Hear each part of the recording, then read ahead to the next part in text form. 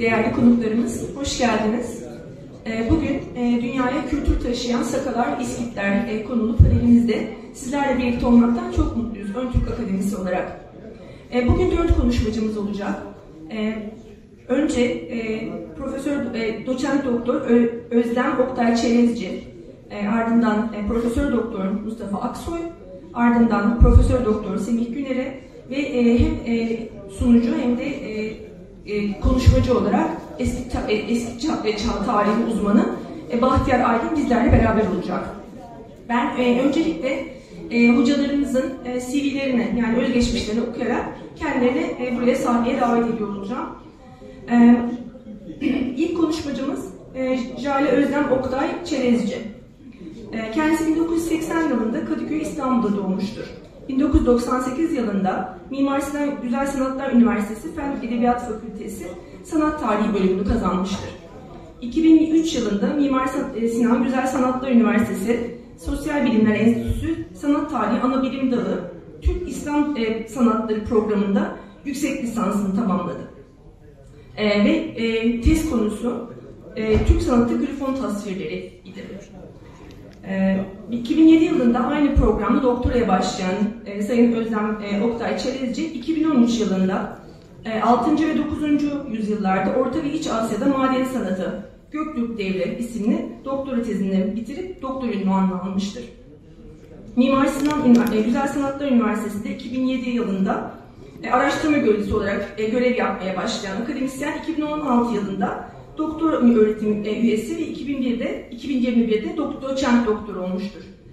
Halen aynı üniversitede doçent doktor olarak Türk mitolojisi, erken devir, Orta ve İç Asya Türk sanatları, 10. ve 20. yüzyıl Asya Türk sanatı ile Osmanlılardan önce Doğu Avrupa Türk toplulukları sanatı hakkında lisans ve lisansüstü dersler vermekte, bu alanda çalışmalarını ve yayınlarını sürdürmektedir. Hazar dönemi sanatı, Göktürk döneminden izlerle ve Göktürk dönemi maden sanatı işçiliği başlıklı kitapları bulunmaktadır. Ayrıca pek çok ulusal ve uluslararası bilimsel toplantılara, sempozyumlara, kongre ve konferanslara katılmıştır. Hocamıza hoş geldiniz diyoruz.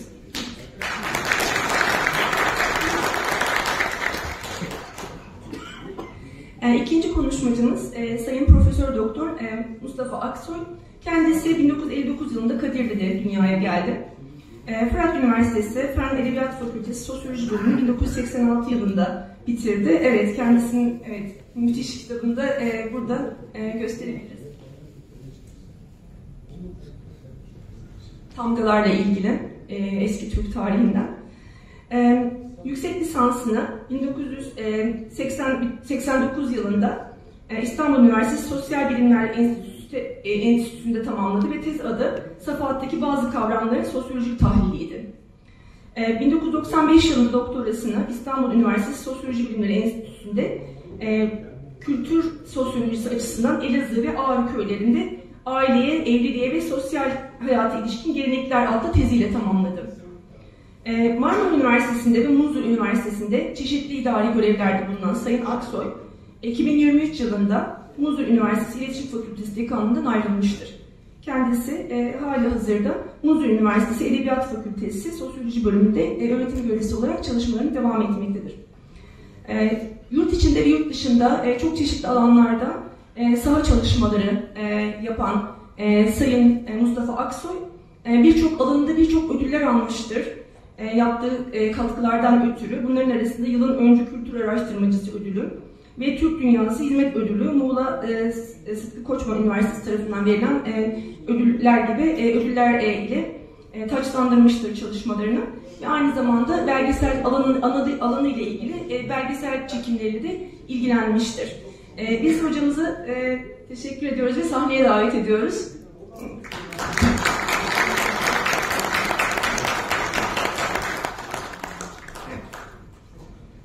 Üçüncü konuşmacımız Profesör Doktor Semih Güner'i. 1979-1983 tarihleri arasında Ankara Üniversitesi Dil Tarih Coğrafya Fakültesi Eski Çağ Dilleri ve Kültürleri bölümünde Hititçe, Akadca, Latince öğrenimi yaptı. 4 okul yılı boyunca Konya Karahöyük kazılarına katıldı. Ardından Atatürk Üniversitesi'nde 1984-1988 yılları arasında Erzurum Kars Kültür Çevresi Urartu öncesi dönemi, milattan önce 2002. bin sonları hakkında yüksek lisans tezini yaptı. Adınızı evet, erkenden aldık. Hoş geldiniz hocam.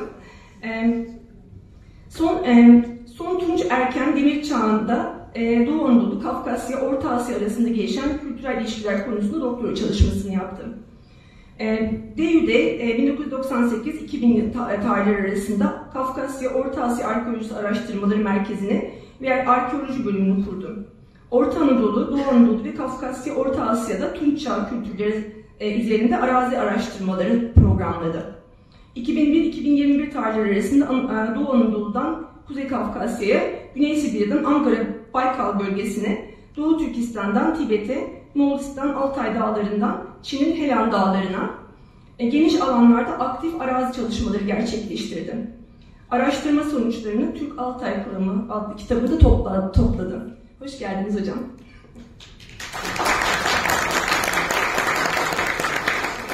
Evet, panel sunucusu olarak hepinizin o güzel Sakalar İskitler kitabıyla tanımış olduğu değerli eski çağ tarihi uzmanı Bahtiyar Aydın'ı da ben sunucu ve panel yöneticisi olarak sahneye davet ediyorum. Hoş geldiniz hocam.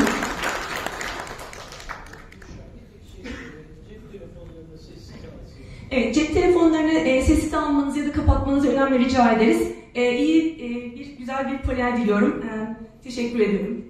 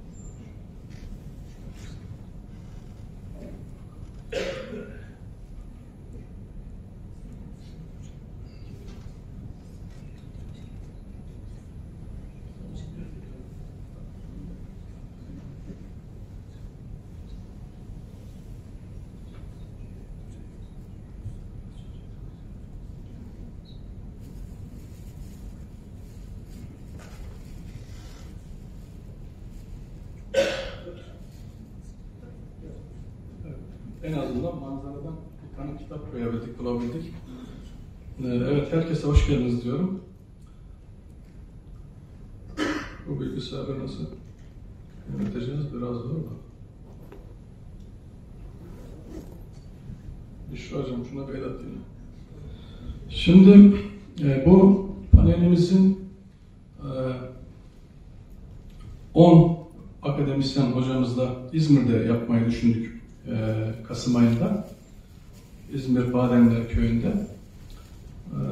Fakat İzmir Büyükşehir Belediyesi ve ilçe belediyelerinden gerekli desteği göremediğimiz için, çünkü bayağı başka şehirlerden gelecek hocaların ulaştırma, nakliye, konaklama vesaire yapamadığımız için küçülterek 3'er kişilik iş seri olarak İstanbul'da yapmaya karar verdik. Mayıs ayına kadar devam edecek.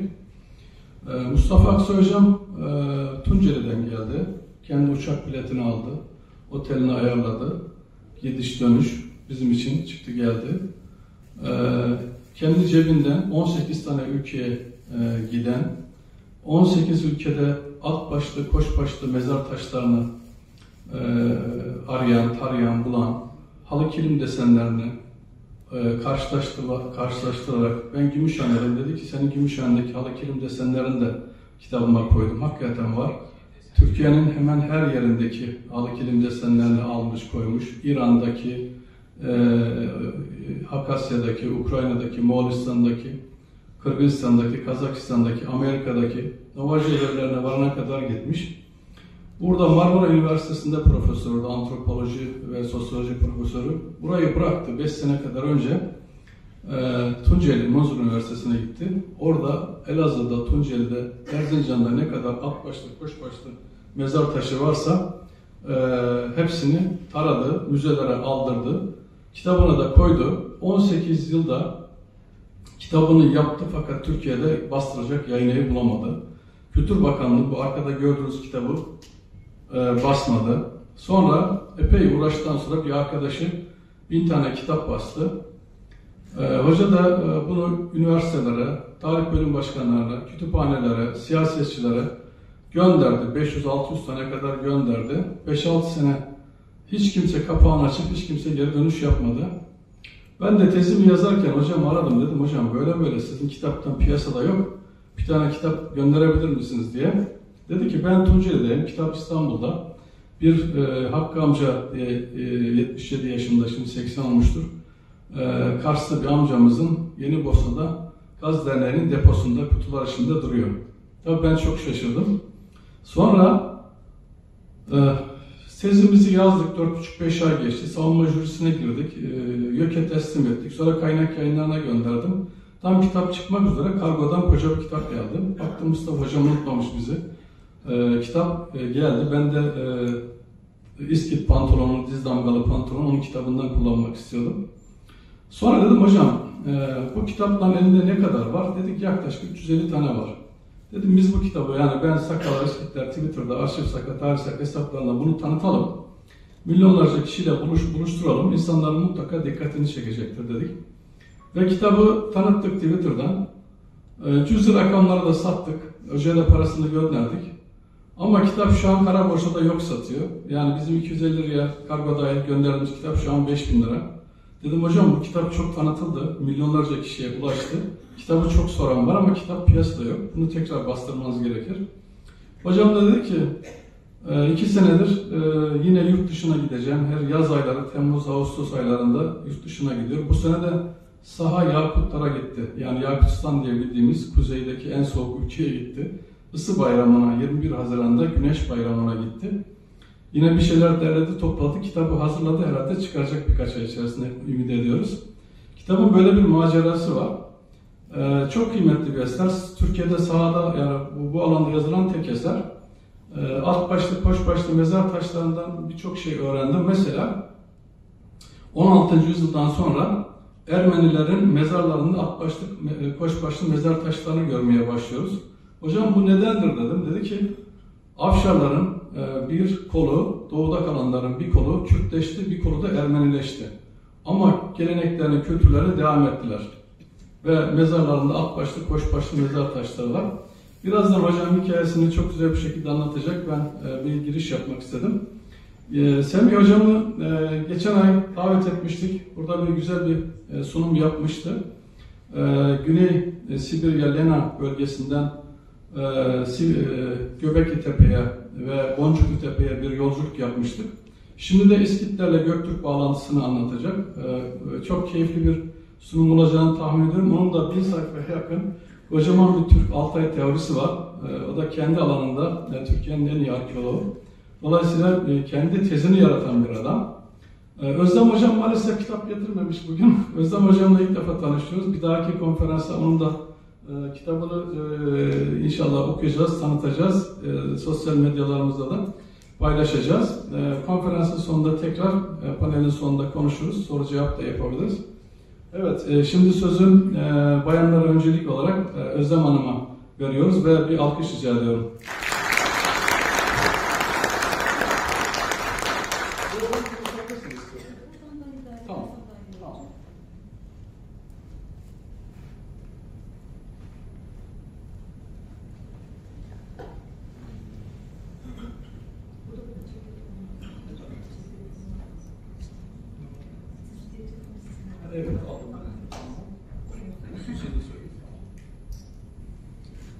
Değerli dinleyiciler, sevgili hocalarım, öncelikle sesim geliyor mu bilmiyorum ama şöyle bir ayarlayayım. Orada start gösterisine de başlayayım. Öncelikle ev sahipliği yapan Kadıköy Belediyesi'ni buna vesile olan Sayın Bahtiyar Aydın'a ve Vedat Koyle'ye teşekkür etmek istiyorum. Ve çok da dağıtmadan sunumuma başlayacağım. Konumuz İskitler'den Türk İslam dönemine kadar Bozkır sanatında hayvan üslubu.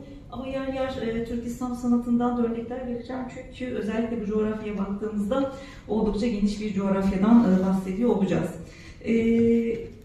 Tabii ki bu anlamda çok geniş bir coğrafyadan bahsediyoruz dediğim gibi. Neredeyse Çin'den oldukça doğu batı hattına doğru baktığımızda işte Macaristan, Romanya ve diğer geniş bir coğrafyaya gidebilmekteyiz.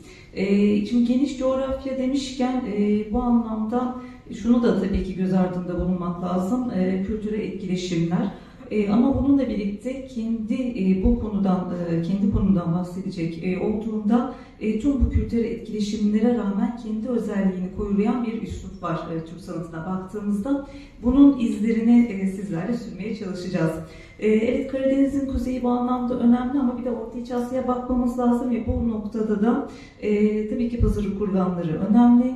Ama diğer taraftan hatta ona eşlik eden Şiben Katağı'nda kurganlarından da örnekler çoğunlukla vereceğiz ama diğer taraftan daha erken devirlerde yani Tagar, Taşlı, Karasuk dediğimiz hatta Okunye kültüründen de örnekler vereceğiz. Dolayısıyla bu hayvan üslubunu hazırlayıcı erken örneklerde karşımıza çıkacak unsurlar arasında. Peki bu hayvan üslubu nedir? Belirli özellikleri var. Bunları da örneklerle sizinle paylaşacağım ama tabii bunu oluşturan en temel öğeler arasında inanç sistemleri geliyor, yaşam şartları ve coğrafi şartlar bu anlamda önem arz etmekte.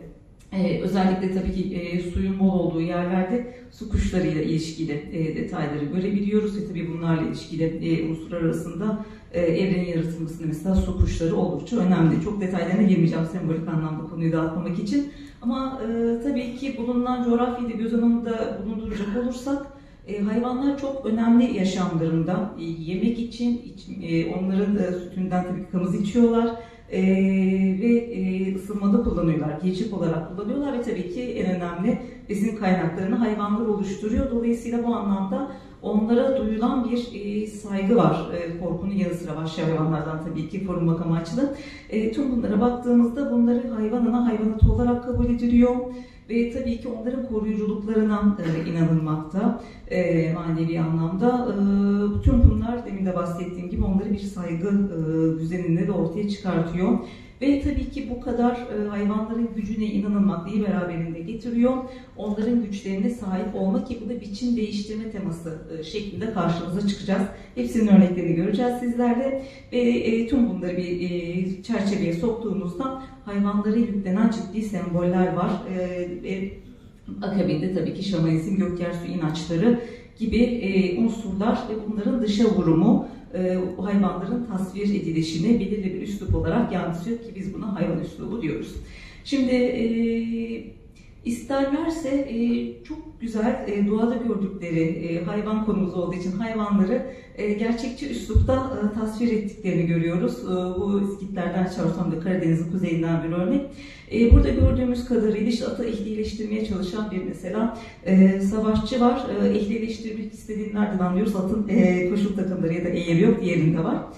Bu anlamda aslında bu tasvirleri yani özellikle gerçekçi olanlara belge niteliği olarak da bakabiliriz. Çünkü var olan yaşamlarınla ilişkili bize aynı tutan unsurlar olarak da karşımıza çıkıyor. Meşhur Pazarık Alısı, bundaki detaylar çok önemli. Özellikle sanat tarihi açısından, yani kendi alanım açısından baktığımızda yine burada binicisiyle beraber bir atı görmekteyiz. Daha sonraki örneklerde de göreceğiz atın kuyruğunun ürünü olduğuna da dikkat çekmekte fayda var. Onun dışında yine pazarı kurganlarından ahşap ve keçi örnek olarak işte kuğu ya da su kuşları karşımıza çıkan diğer detaylar arasında ve sonraki süreçlerde de bu devam ediyor. Göktürk döneminde de mesela bir mücadele sahnesiyle karşımıza çıkan detayları, hayvanları görebilmekteyiz. Yani gene genel olarak baktığımızda bu gerçekçi örnekleri ya tek başlarına ya da mücadele ederken de yani doğada nasıl olduysa o şekilde karşımıza çıktıklarını belirtebiliyoruz. Diğer taraftan evet gerçekçi unsurlar var ama hayvanları gerçeküstü yapmada hayvanların stilizasyonuna oldukça önem veriliyor. Bu da bilinçli bir şekilde bu stilizasyonun yapıldığını bize göstermekte. Tabii ki çok fazla gerçeküstü hayvan var ama ben biraz daha böyle derli toplu olsun diye grifonlardan gitmek istiyorum. Kartal kanatlı ve gagalı, aslan benzeri yırtıcı bir dört ayaklının gövdesine sahip bir hayvandır grifon genel anlamda. Aslında kartal göklerin hakimi, aslan gibi yırtıcılar da yerin hakimi. Yani tam bir güçler birlikteliği olarak karşımıza çıkıyor bu unsurlarıyla. Dediğim gibi çok detaylarına girmeyeceğim ama gene Karadeniz'in kuzeyinden Orta İç Asya'daki örneklerden bu anlamda bahsedebiliriz. Hazır bu noktaya gelmişken Doğu Avrupa'ya da aslında değinmek lazım. Çünkü böyle hayvan üslubu denince biraz sanki Karadeniz'in kuzeyi ve Orta İç Asya'yı da sınırlıymış gibi düşünülse de Doğu Avrupa'da da çok güzel Türklere ait örnekleri görebiliyoruz. Bunlardan bir tanesi Avar döneminden bir kemer çerçevesinde karşımıza çıkıyor. Şimdi diğer bir detaya da tabii değinmekte fayda var. Genelde bu genel olarak hayvan tasvirlerine baktığımızda yani sadece grifonlar ya da gerçeküstü hayvanlar değil, diğer hayvanlarda bulundukları çerçevenin sınırların dışına çıkmıyorlar. İşte kanatlarıyla, gagalarıyla ya da ayaklarıyla o çerçevenin sınırları içinde kalan unsurlar olarak karşımıza çıkıyor. Diğer taraftan başka bir özellik daha var. Bunların mücadele sahnesine geldiğimizde de göreceğiz. Hayvanlar genelde bozkır tarzı yaşamın da bir getirisi olarak o hareketlilik bize yansıyacak şekilde çoğunlukla yürüyor, koşuyor ya da avına atlarken gösterilmekteler. Bu da onların en önemli özelliklerinden bir tanesi.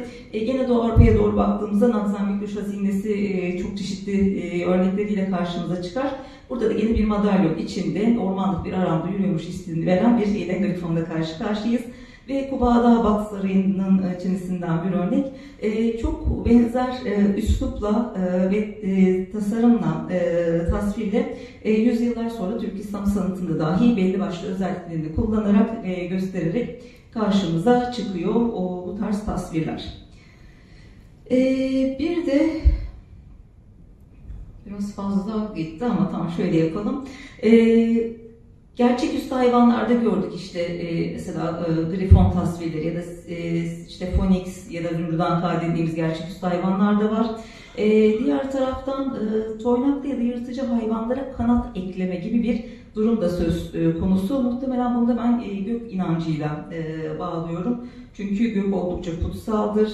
Bu noktada kanatlı hayvanlar da zaten göğe en yakın hayvanlardır. Dolayısıyla bir kutsiyet belki vermek adına da ne yapıyorlar? Hayvanları genelde kanatlı olarak tasvir ediyorlar. Altın elbiseli adam zaten girişte görmüşsünüzdür, afişte vardı. Onun elbise detayından bir örnek. Karşılıklı birbirine zıt yönde bakacak aynı gövdeyi paylaşan bir dağ keçisi var. Kanatlı olarak tasvir edilmiş. Burada kargalı diyedemi var, Kazakistan'da bulunan bir örnek. Burada da yine kanatlı, muhtemelen bir yırtıcı dişlerinden onun annesi üstünde bir biniyle gene bir kanatlı hayvan tasviri söz konusu. Tabii Bilgi Kağan Mezar Külliyesi'nde çok değerli malzemeler karşımıza çıktı. Burada da geyik tasviri var. Aslında oldukça gerçeğe yakın bir tasvirle karşımıza çıkıyor ama kanatlarının olduğunu görüyoruz. Böyle yaprak formunda olması da ondan not olarak zaten düşmüştüm. Çoğu durumda kanatlar ya da kuyrukların uçları bitkisel formda karşımıza çıkmakta. Keza Uygur dönemini de atlamamak lazım. İşte Pençekent'ten kanatlı bir atı görüyoruz ki göklerde uçtuğunu mavi zemin üstündeki beyaz atla yakalayabilmekteyiz. Yine Uygur dönemine baktığımızda kanatlı geyiği görüyoruz ki Bilgi Kağan Külliyesi'nden ele geçen örnekte çok benzeşen unsurları var. Pek çoğunuz belki aşinadır. Bezeklik Tapınağı'ndan ejder örneği yine kanatlı bir hayvan olarak düşünebiliriz. Ve yine bu kanatlı hayvanları Türk İslam sanatına baktığımızda mesela Selçuklu keramik tabağında ve diğer minyatür sanatında özellikle yakalayabiliyoruz. Biçim değiştirmeden bahsettik. Biçim değiştirmeye baktığımızda pek çok unsur da karşımıza çıkıyor. Aslında bu gerçeküstü hayvanlarda da bir biçim değiştirme teması var. Çünkü ne yapıyorlar? Kartal'la aslanı birleştiriyorlar mesela. Burada da bu sefer gerçek bir hayvana farklı bir form vermeye çalıştıkları da karşımıza çıkıyor. Özellikle pazarık kurganları ve yerel kurganları buna eşlik eden unsurlar arasında çok spesifik detaylar, işte mesela atı geyik formuna sokma gibi bir unsur var.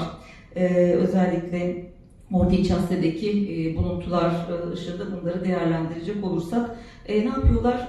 Ata bir maske takıyorlar. Daha doğrusu deriden, ahşaptan ve keçiden oluşan bir malzemeyle oluşturuluyor bunlar genelde. Şimdi şöyle baktığımızda aslında atlar evet devasa hayvanlar ve tabii ki sembolik olarak düşünecek olursak oldukça kutsal hayvanlar. Hem şamanın manevi yolculuklarında binek hayvanı, ölülerin ruhunu taşıyor ama diğer taraftan hayvanına hayvanatı olarak da görülüyor. Dediğim gibi zaten etinden, sütünden yararlanıyorlar. Yaşamları için oldukça önemli bir unsur. Bunu biraz daha böyle kutsal bir şekilde sokmak için geyikleri biz daha çok görüyoruz. Geyik ya da dağ keçisi boynuzları, bunlar zaman zaman organik olabiliyor. Yani altın yaldızla yaldızlıyorlar ya da demin bahsettiğim gibi keçileri gibi ya da ahşap gibi malzemeleri kullanarak bunları oluşturuyorlar. Şimdi şöyle canlandıracak olursak gözümüzde ki buradan Kazakistan'daki Almatı'daki müzedeki örneklerden bir tanesiydi bu. Oldukça heybetli bir görüntü de elde ediliyor aslında bu noktada. Hani izleyicileri, orada bulunan kişileri de oldukça etkileyici bir düzenlemeyle karşımıza çıkıyorlar ki bunların sadece mezarlar için değil, yani mezarlara kurban edilen atlara ait oldukları değil ama aynı zamanda burada da zaten canlandırmasını yapmışlar. Çeşitli törenlerde de kullanıldıklarını görüyoruz. Çünkü üzerlerindeki yıpranma izleri bunların tek bir sefer değil pek çok sefer kullanıldığı ve önemli bir kişi, değerli bir kişi öldüğünde onun mezarına kurban edilen atlara bunların giydirildiği bilinmekte. Sadece boynuzlar değil, atların özelliklerine baktığımızda işte yelelerine keçiden bir gene kılıf geçiriliyor. Tabii ki at koşum takımları var. Ve yine atların kuyruklarının örüldüğü ya da yine keçi bir kılıf içine sokulduğunu da biliyoruz. Yani dolayısıyla tüm bu unsurları beraber topladığımızda ciddi anlamda artık atları mistik atlar şekline, yani farklı bir hayvan boyutuna, fantastik hayvan şekline dönüştürdüklerini de belirtmek mümkün. Bunların demin bahsettiğim işte törenlerde de bu şekilde at başlıklarının kullanıldığını gösteren kaya resimleri var. Kaya resimleri bu anlamda önemli.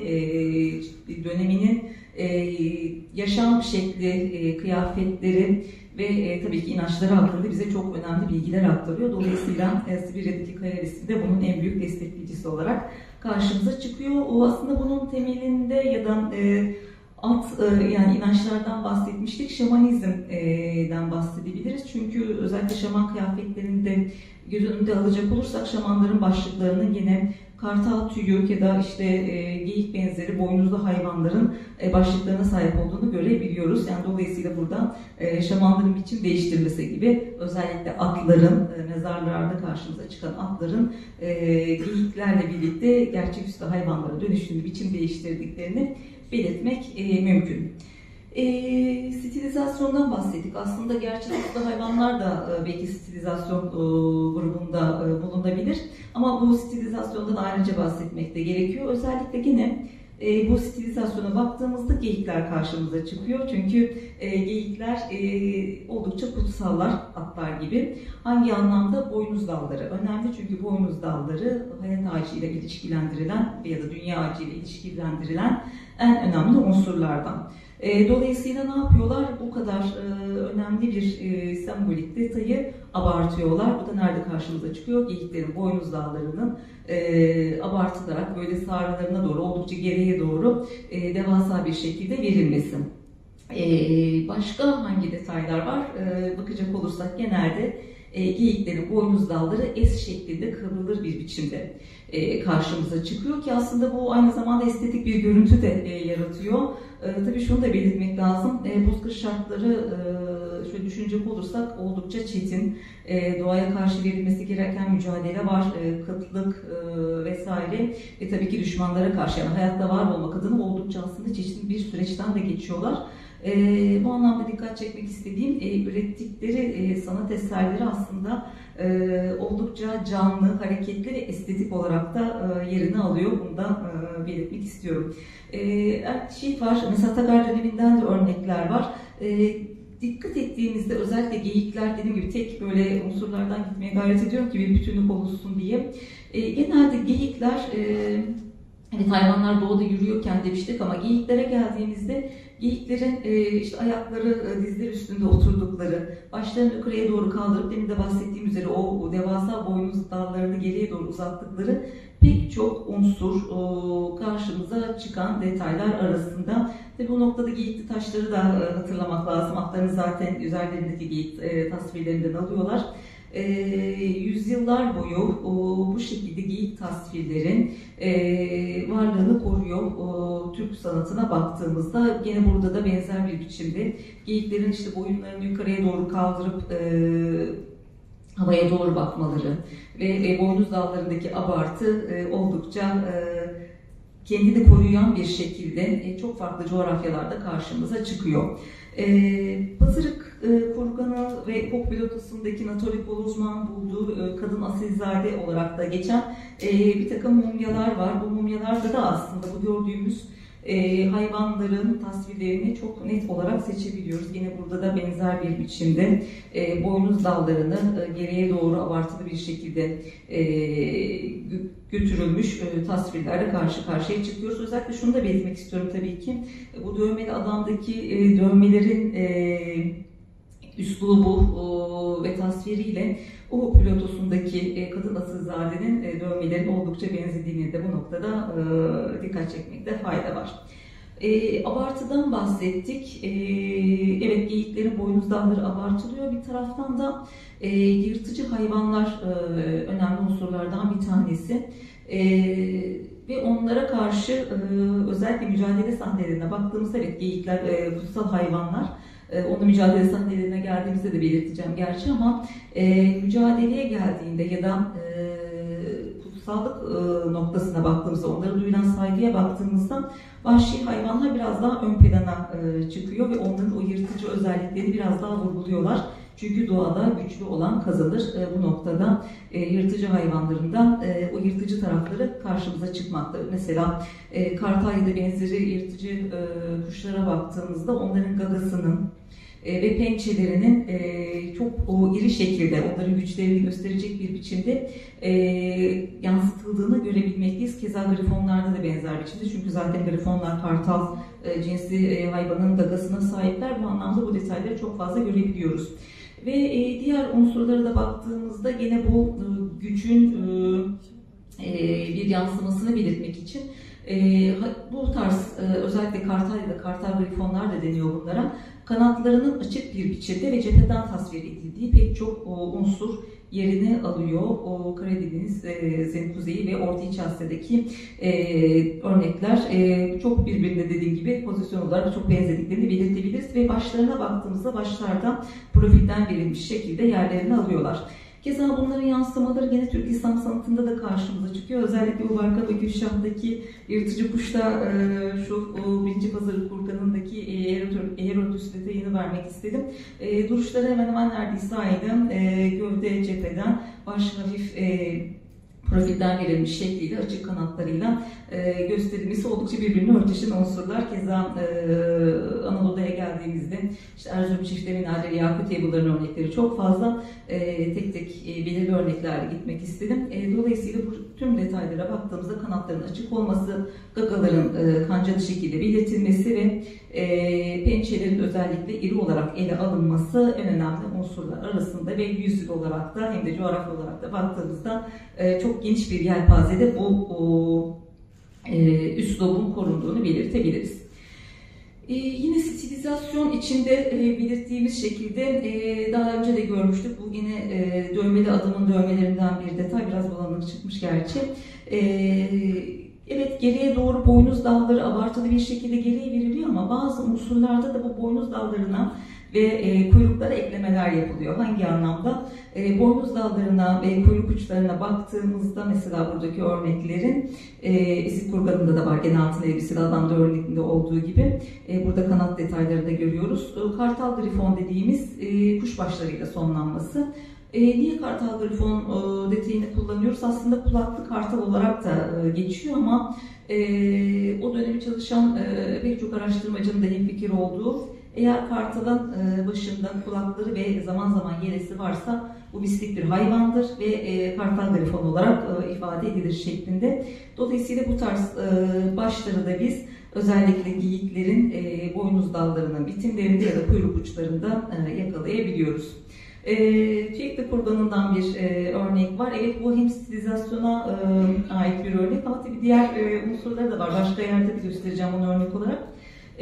Gövdesi tabii ki oldukça stilize vaziyette ele alınmış ama iki yanına baktığımızda böyle sanki kanat izlenimi de veren yine kartal grifonlardan işte kulaklarıyla karşımıza çıkıyor. Bir kancada gagalarıyla yerini almış örneklerimiz var. Gene böyle bir çok zaman tüneli olarak ileriye gittiğimiz 13. yüzyıldan bir örnek mesela bu hususun İslamiyet'ten sonraki Türk sanatında da devam ettiğini göstermek adına koydum. Tabii ki birebir aynı değil ama burada ejderleri görüyoruz. Ejderlerin kuyruklarına baktığımızda çok benzer biçimde kulaklı kartallarla yani kartal grifonlarla da sonlandığını gösterebiliriz. Hatta daha detaya değinecek olursak şuradaki kuyruk ucuna bakacak olursak burada da bitkisel bir formun son noktayı koyduğunu belirtmek gerekir. Semerkant'tan bir örnek. Yine buraya da bakacak olursak başını geriye doğru çevirmiş toynaklı bir hayvan var ama yine kartal kuyruk ucuna bakacak olursak yine burada da bitkisel formun sonlandırdığını, kuyruğunu görebilmekteyiz. Dolayısıyla tekrarlamak gerekirse bu hayvan üslubunun belirli detayları varlığını koruyarak Türk sanatında yüzyıllar boyu devam ediyor. Başka hangi detaylar var? Az önce de gördük Tüyekli Kurban 1'deki kaplan başını. Hayvanlara insansı özellikler eklendiğini görebiliyoruz. Özellikle yine Orta İç Asya'daki örnekler çok fazla sayıda karşımıza çıkıyor bu anlamda. İnsansı özellikler derken neyi kastediyorum? Burada hem kaplan başlarına hem de deve başına baktığımızda böyle insan şeklinde gülüyormuş gibi bir izlenim veriyorlar. Açık ağızlarından dişlerini de görüyoruz. Dolayısıyla burada hem bir karikatürize etme yani aslında o demin de bahsettiğim bozkırın zorlu şartlarına zıtlık olarak biraz daha böyle gülümseyen, daha karikatürize edilmiş tasvirler de karşımıza çıkıyor. Bu anlamda önemli detaylardan bir tanesi. Ki çok erken devirlerden itibaren o ilk gösterdiğim haritalarda hatırlayacak olursak işte Tagartaş'ta Karasu kültürlerinden az çok bahsetmiştik. Daha öncesi Okünye döneminde de mesela burada evet insan bir mask görüyoruz ama bu insana benzeyen bir mask.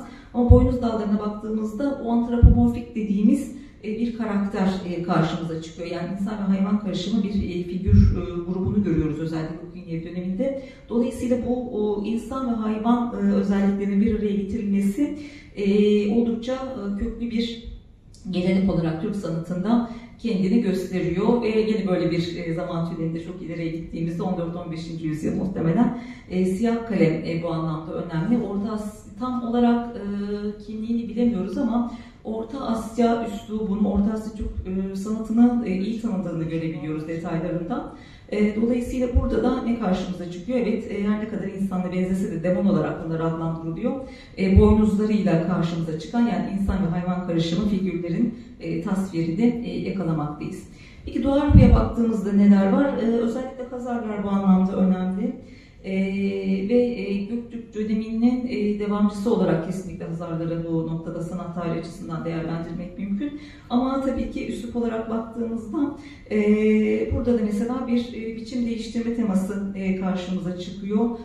Yine ritüel dans olarak ifadesini buluyor bir güreş sahnesi aslında. Ama detaylara baktığımızda insan formunda olsalar da başlarındaki o kancalı galı izlenimi veren detay bize yine şamanizme götüren unsurları gösteriyor. Mihail Nopper'in araştırmalarında da karşımıza çıkan kaya resimlerinde çok benzer figürler var. Dolayısıyla burada da yine insan ve hayvan özelliklerini bir noktada düşünebiliriz. Peki Doğu Avrupa'ya geldiğimizde başka neler var? Kadın takıları önemli aslında. Özellikle işte Avrupa Hunlarında ya da Kuman Kıpçaklar'da kadın ve hayvan boynuzdağlarıyla ilişkili detaylar yakalayabiliyoruz. Bunlardan bir tanesi Avrupa Hunlarından bu şakak pendentifi, kadınların kullandığı bir süs aslında. Şöyle daire bir form çiziyor ve dış tarafında güneş ışınları var. Aslında kaya resimlerinde de sık sık gördüğümüz o geyiklerin boynuz dallarının abartılması, güneş ışınları gibi formu alması gibi unsurlar aslında gene sembolizmle de çok örtüşen bir birlikteliği bize veriyor. Ve Kuman Kıpçak heykellerine baktığımızda da tabii ki bir geyik olması da bu sefer koç boynuzu şeklinde tasarlanmış başlıklar var. Dolayısıyla bu anlamda form olarak olmasa da takılan takılarla bu hayvan ve insan birlikteliğini sadece de tasvir olarak değil ama gündelik hayatta da devam ettiğini belirtmek mümkün. Bir de nokta, virgül, parantez gibi işaretler görüyoruz. Özellikle Orta ve İç Asya'ya baktığımızda bunları çok sık görmekteyiz. Nokta, virgül, parantez gibi işaretleri. Genelde belli noktalarda yoğunlaşmak gerekiyor. Hangi anlamda? İşte genelde daire ve parantezin bulunduğu kısımlar sağ tarafından. Parantezler biraz daha gövdenin ortasından yer alacak şekilde bir düzenleme var. Şimdi bunları sembolik olarak düşünecek olursak güç, kudret, asalet, yani bir nevi sihir, tılsım niteliği taşıdıkları belirtilebilir. Ama bunu sadece tek başına olan hayvanlarda değil, mücadele sahnesindeki hayvanlarda da görüyoruz. Yani burada yenilmek üzere olan bir nevi negatif tarafı aslında ifade eden unsurlarda da var. Demek ki bu bir dönemin aslında karakteristiğini oluşturuyor. Pazarı kalasından yeni bir detaya dikkat çekmek istiyorum bu noktadan. Evet, nokta ve parantez gibi işaretler var. Özellikle yine sağ kısmında görüyoruz parantez ve nokta birlikte değil ama böyle beyaz beyaz noktalar da karşımıza çıkıyor. Bu unsur bizim için önemli olacak. Sonraki dönemlerde de yine Türk sanatında asalet, savaşçının binek olan hayvanından karşımıza çıkan güç, kudret unsuru olarak sembolik değerlerde yerini alacak. Diğer taraftan bu nokta, virgül, parantezlere geri dönecek olursak bunların sembolik anlamları dışında demin de dikkat çekmeye çalışmıştım.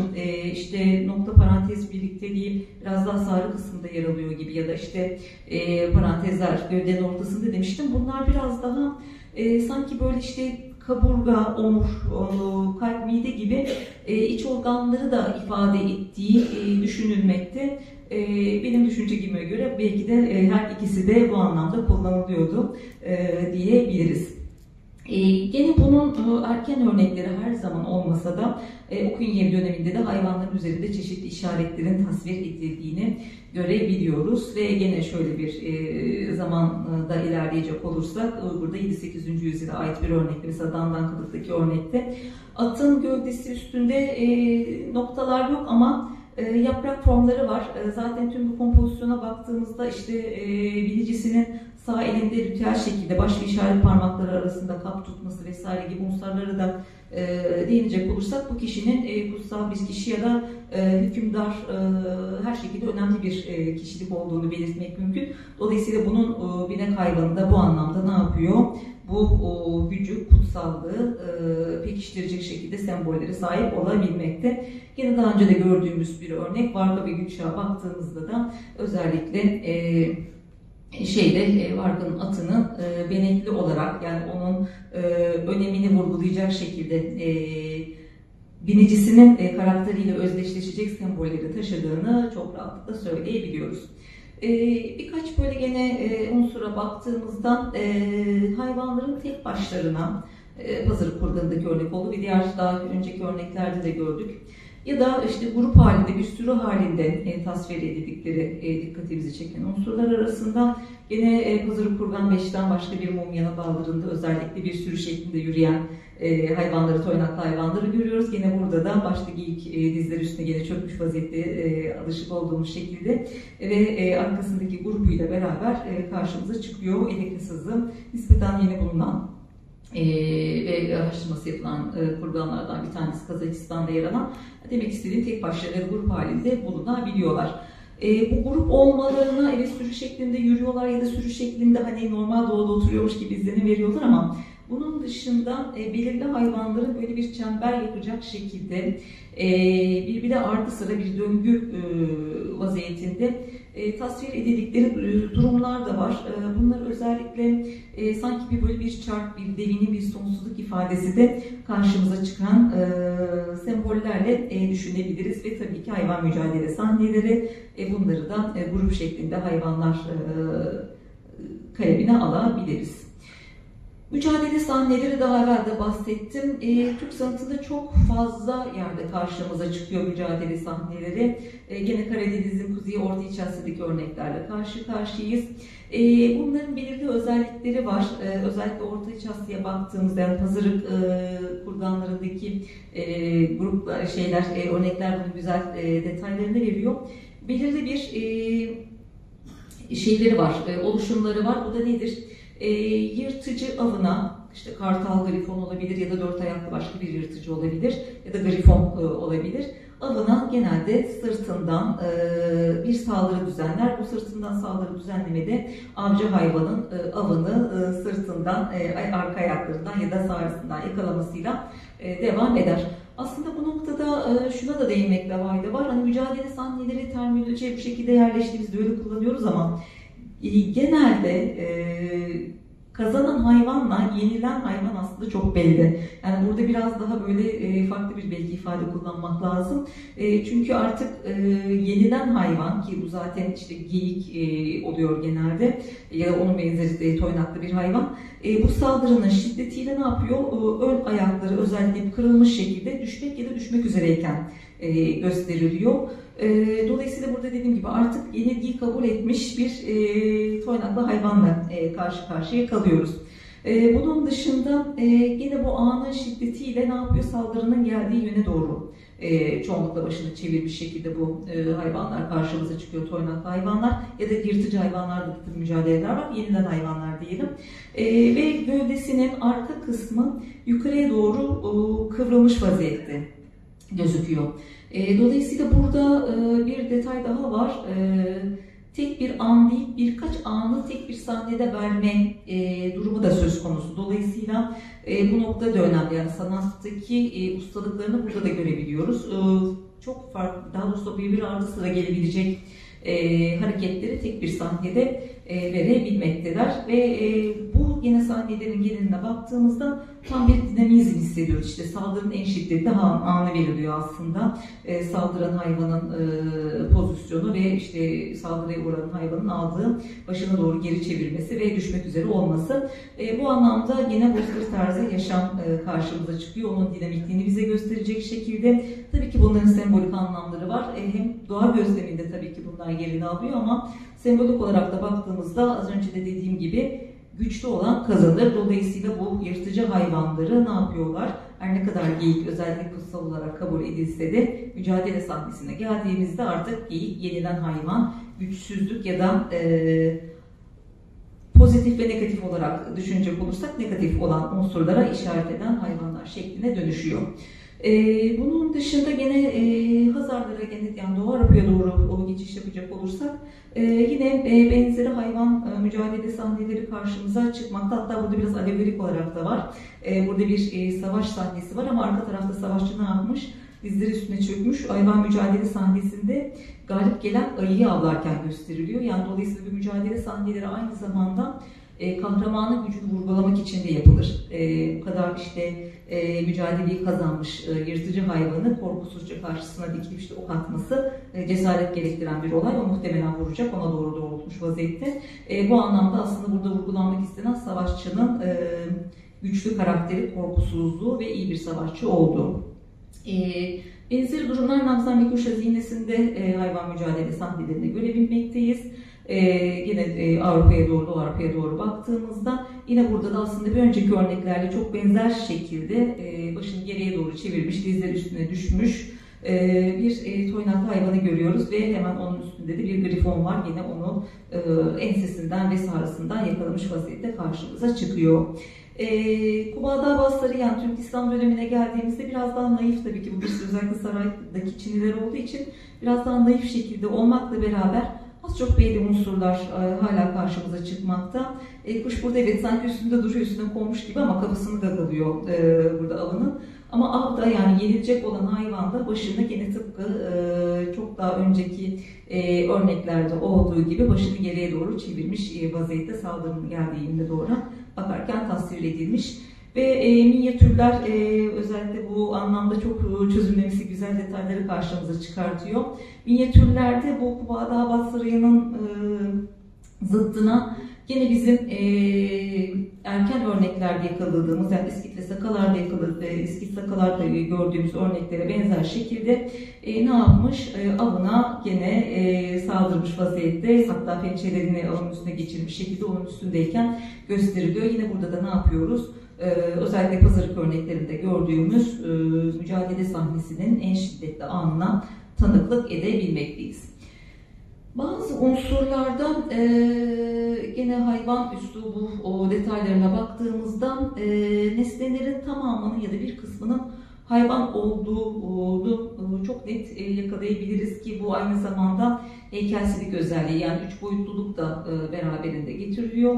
Mesela Kazakistan Almatı yakınlarındaki bir kazana bakacak olursak burada ayak kısımlarının kuş şeklinde tasarlandığını görebiliyoruz. Ya da her zaman işlevsel olmasa da biraz daha böyle biraz süsleme unsuru olarak da objelerin kenarlarına ya da pulplarına hayvan şeklinde genelde ayakta duran vaziyette hayvanlardan oluşan bir düzenleme yerini alıyor. İşlevsel olanlara yine geri dönecek olursak yine Pazarı Kurban 2'den bir örnek. Aslan formlu ayaklara sahip bir ahşap masa var. Dikkat ederseniz aslanlar ayağa kalkmış vaziyette. Ön iki ayaklarıyla ne yapıyorlar? Aslında hem ağızlarıyla beraber masayı tutarken gösteriliyor. Bunun dışında başlıklar var. Özellikle gene toplumun önde gelen, yani hükümdar diyebileceğimiz ya da soylu kişiler tarafından takılan başlıklar. Dolayısıyla bu anlamda da pek çok detaylı, yani hem gündelik eşyaların yanı sıra özellikle ritüel amaçlı ya da sosyal statü gösterme amaçlı bu tarz hayvanların belirli bir objeyi işaret ettiğini ya da objenin bir unsuru olduğunu görebilmekteyiz. Tüyekle kurbanından bir örneğe baktığımızda bu da aslında gene 3 boyutlu örneği de bir detayı. Olarak yine ahşap oyma olarak at kuşun takımlarında da çok sık kullanılan unsurlar arasında. Avrupa'ya geldiğimizde gene Avrupa konularında da benzer detaylar, bir kemer elemanı detayı. Burada da gene fonksiyonel amaçlı mesela gene kartal başıyla sonlanan bir örnek var. Diğer taraftan yine şöyle bir zaman tünelinde çok ileri gidecek olursak Timur döneminde çok sık kullanılıyor ejder koplara sahip maşrapalar. Dolayısıyla tekrarlamak gerekirse tabii ki biraz üsluplar ya da hayvanlar değişmekle beraber genel anlayışın çok da değişmediğini görüyoruz. Tekrar söylüyorum, bunların hepsi teker teker sembolik anlamları var ama konuyu dağıtmamak adına çok onlara girmeyeceğim. Yine bu hayvanların objelerin belirli bir grup bütününü sağladığı ya da belirli bir kısmını oluşturmasıyla ilgili olarak aynalar var. Aynalar da oldukça önemli. Kısaca değinecek olursak hem şamanların kıyafetlerinde çok sık karşımıza çıkıyor, hem onların koruyucu kalkan görevi ve onların gene manevi yolculuklarında açılan birer kapı olarak yerlerini alıyorlar. Keza mezarlarda da benzeri sembolik anlamları devam ediyor. Bu noktada yine aynaların kulplarının bazen sap kısımları ya da bazen bu orta kısımlarda da oluyor. Çoğunlukla ayakta duran hayvanlarla tasvir edildiğini görebilmekteyiz. Ve tabii ki silahlar önemli çünkü savaşçı bir topluluk. Dolayısıyla silahların özellikle kabzalarının uç kısımlarında hayvanları görebiliyoruz ki gene bunlarda işte gücüne inanılan kartal grifonlar olabilir, geyikler olabilir. Kutsal hayvanlar çünkü nedir? Savaşa gittiklerinde özellikle savaşçıların koruyucu ruhları olarak ya da koruyucu unsurları, onlara güç veren detaylar olarak karşımıza çıkar. Yine bunları biz çok erken devirlerden itibaren görebiliyoruz. Özellikle mesela Karasup bu noktada önemli ki Karasup şöyle bir özelliği daha var. Hayvan üslubunun biraz daha olgunlaşmaya başladığını, yani temellerinin aslında atıldığı bir devir olarak da karşımıza çıkıyor. Özellikle bu şekilde bıçakların uç kısımlarını, kablo kısımlarını bu şekilde hayvan başlarıyla sonlanması gibi özellikler sonraki süreçlerde de yerlerini alıyor. Yine başka hangi detaylar var? İşte yine Tagar dönemi ve Kazakistan, işte Karadeniz'in kuzeyinde de belirli örnekler var. Gönderler, bunlar genelde çadırlara takılıyor. Tabii mızraklara takılan örnekler de var. Yine bunların karakteristik özelliklerinden bir tanesi ayakları bir uçta birleşecek şekilde üçgen boşluk yaratan ayakta duran işte geyik ya da dağ keçisi koçlardan oluşan bir grup var. Dolayısıyla burada da bu meskense, eğer bir çadırsa tabii ki hem kişinin sosyal statüsü ama aynı zamanda buradaki meskendeki kişilerin işte hastalıklardan ya da işte savaştan galip gelmeleriyle ilgili sembolik detayları ya bir nevi koruyuculuk gibi unsurları beraberinde getiriyor. Bunun dışında tabii ki şeyleri de atlamamak lazım, flamaları da atlamamak lazım. Bazı flamalar, özellikle savaşçıların kullandıkları flamalara baktığımızda ejder ya da kurt başlı flamalar var. Hatta bunlar bir keçe gibi, aslında bir torba gibi düşünecek olursak ağızları açıktır bunların. Savaşçı atıyla beraber koştuğunda hava doluyor ve bir şekilde buradan hani sanki havada süzülüyormuş gibi bir izlenim veriyor. Keza burada da bayrak şeklinde yapmıştır ama başı daha sonradan geçirilmiş şekilde, her şekilde koşarken havada süzülüyormuş gibi bir izlenim veriyor. Dolayısıyla bunların da sembolik anlamları var. Hem karşı tarafa, yani savaşa gittiklerinde düşmanlara karşı korku salıcı bir özellik. Ama tıpkı silahların o kabzı kısımlarındaki hayvanlarda olduğu gibi koruyuculuk, gücün onlarda kalmasında ilişkili ya da kendi güçlerinin savaşçılara geçmesiyle ilgili sembolik değerleri de bulunuyor. Altın elbiseli adamda da gördüğümüz örnekte olduğu gibi bazı durumlarda hayvanlar birbirlerine karşı ya da zıt yönde tasvir ediliyor. Bu da hayvan üslubunun özelliklerinden bir tanesi. Yine daha evvel gördüğümüz örnek Esit kurbanından karşımıza çıkıyor. Yani demek istediğim, isterlerse birbirlerine karşılıklı, isterlerse birbirlerine zıt yönde bakacak şekilde tasarlanan çok fazla tasvir var. Ki bunların en önemli unsurlarından bir tanesi de aynı gövdeyi paylaşıyor olmaları, gerek zıt gerekse birbirlerine karşılıklı bakacak olmaları durumu çok değiştirmiyor. Aynı gövdeyi çoğunlukla sağlıyorlar, kullanıyorlar. Avrupa'ya baktığımızda, Doğu Avrupa'ya baktığımızda durum çok da değişmiyor. Birbirlerine çok benzer şekilde tasarlanmış hayvanlar, yine burada da aynı gövdeyi paylaşan ve birbirlerine zıt yönde bakacak olan geyikler var. Ya da dağ keçileri, ki bunları biz işte mesela Moğolistan'da da görüyoruz. Göktürk dönemine baktığımızda da bu üslubun değişmediği karşımıza çıkıyor, ufak tefek detaylardaki değişikliklerle beraber. Ve mesela dokumalarda da benzer şekilde karşımıza çıkıyor. Birbirlerine zıt yönde bakan ama aynı gövdeyi paylaşan özellikle işte keçi cinsinden hayvanları görebiliyoruz ki bu hem aynı zamanda bir simetri yaratıyor ama diğer taraftan da at sembollerine bakacak olursak işte doğu batı, yani bir hakimiyet unsuru. Güneşin doğuşu ve batışı olarak bakacak olursak yine doğu batı yönüne bir döngü, bir sonsuzluk ifadesi ve tabii ki güç sembolü, kutsallık gibi ifadeleri de bunlara ekleyebiliriz ki benzeri durum çok başlı kartallarda da var.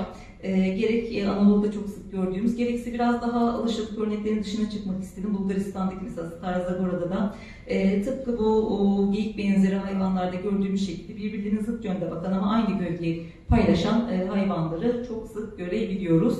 Ya da gövde olmasa da burada mesela Hızır Kurban birde olduğu gibi ense kısımlarından ya da boyunlarından birbirine yapışmış ama yine de hem zıt yönlere bakan tasvirleri görebilmekteyiz. Yine bu hayvan üslubu grubu arasındaki özelliklere baktığımızda diğer bir detayda kuyruğunun düğümlü olan atlar ya da kesik örgülü de olabiliyor bu. Bunu biz mezarlarda, yani kurgan buluntularında da zaten karşımıza çıkıyor. Bunların da iki aslında sembolik anlamı var, çok kısaca değinecek olursak. Birincisi yaz işareti, alameti olarak yapıyorlar. kuyruklar, atların kuyrukları kesiliyor da saçlar, kadınların saçları da kesilebiliyor.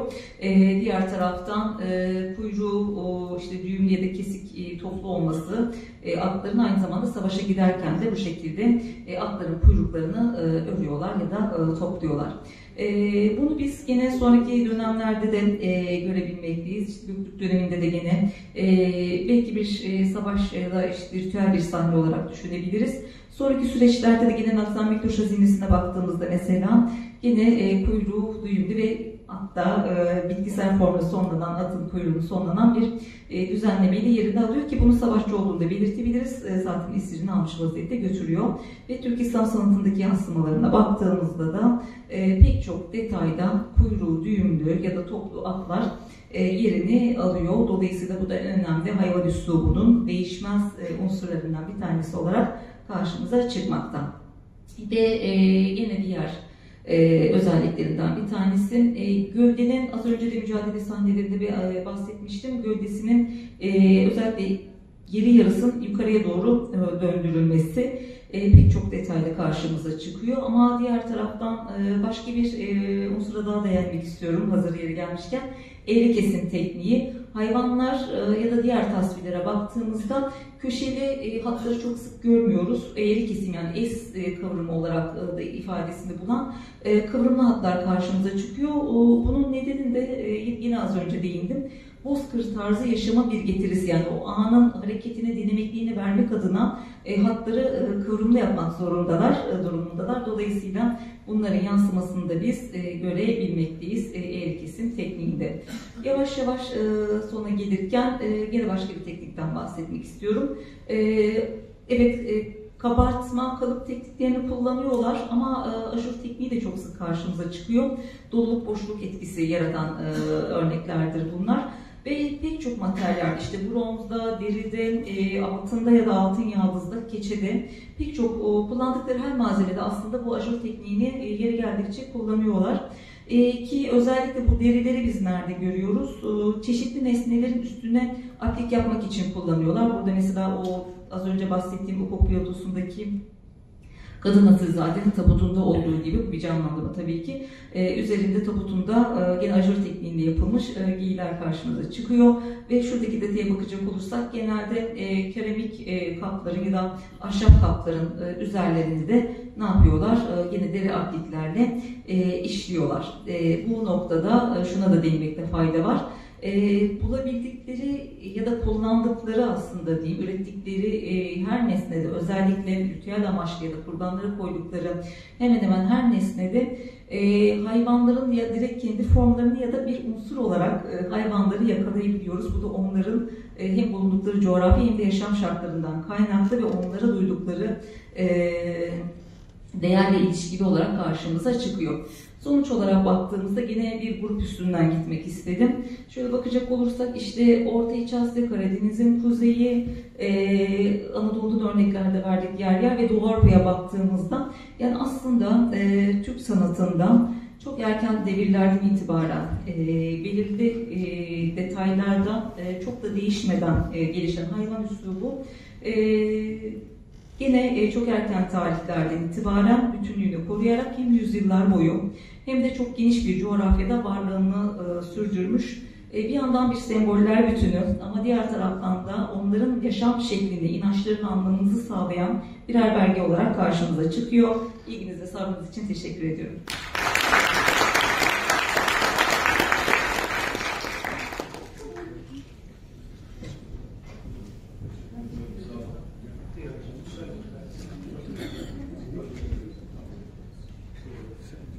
Sayın konuklarımız, Özlem Hanım'a sunumu için çok teşekkür ediyoruz. Ön Türk Akademisi adına kendisine bir teşekkür belgesi sunuyorum. Sağ olsunlar. Kendileri bir programa yetişecekleri için aramızdan ayrılacaklar. Sizlerden özür diliyorum.